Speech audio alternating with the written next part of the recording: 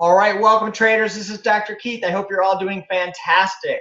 I'm very excited about this week. I think there's a lot of opportunities. Let's just go over a few of them today, and I'll keep you posted as the week goes through. So the S&P, again, there's another really good week of seasonal strength.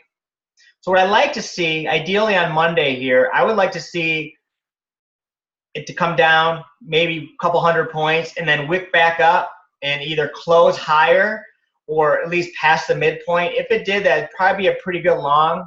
I'm just showing again some of the support that could come in here.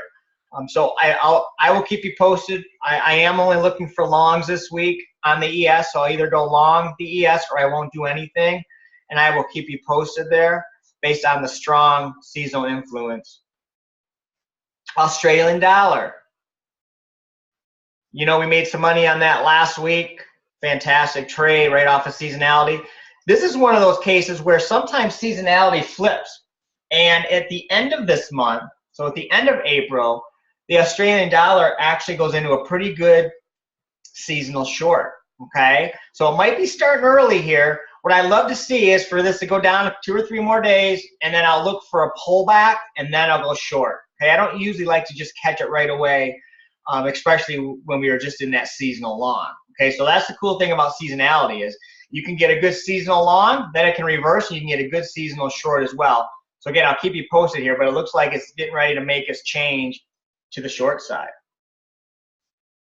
RBOB gasoline, very, very strong, very great seasonal.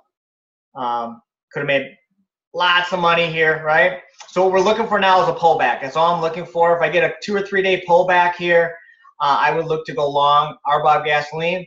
Again, I'll keep you posted. Japanese yen, fantastic setup. Looking for a good long here. So what I like to see, you can see there's a lot of support right around here. So I'm hoping it just kind of bobbles around a little bit or comes down and then shoots back up. And then I am looking for only longs on the Japanese yen. And again, we can trade the micros.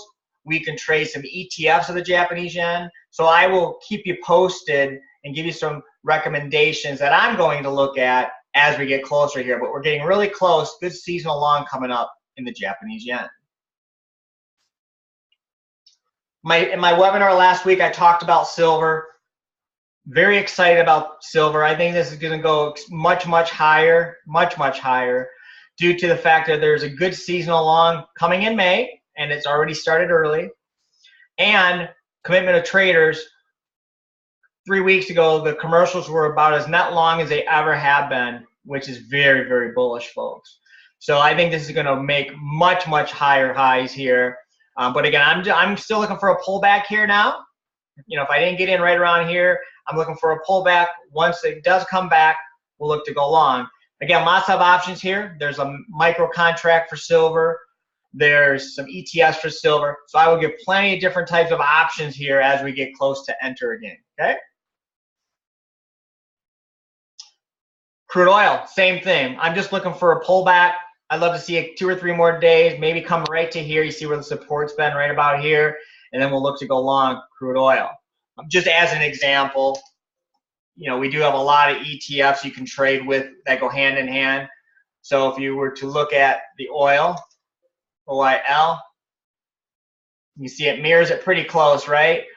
So if you're somebody that likes to trade ETFs, you know, this one's only at $7, right around 725 or so is when I would look to probably push higher again.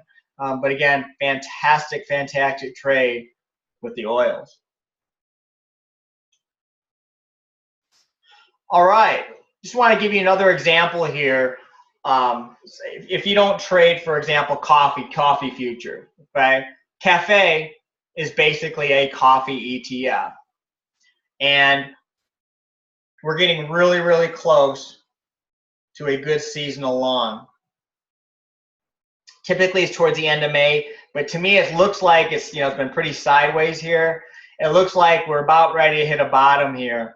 So what I've done in the past in these type of situations, when I'm trading an ETF, just as an example, I've always put a stop down at like 10 and just, as long as it doesn't hit it, you make money on these, right? With the futures, I won't do that. But anyway, so I'm not ready to go long yet. but there's a fantastic seasonal coming up. I think we can make a lot of money here, okay? So again, I'll be sending updates as the week goes on. One thing to note, you know, Mark and I have talked, a lot of feedback with this new service, and many has asked for some different possible options.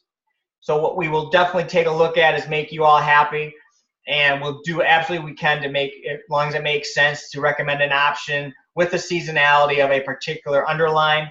I will absolutely do that, okay? So again, look forward to meeting all your expectations here, and you will hear me again in the next update. Have a good one, everyone. Bye now.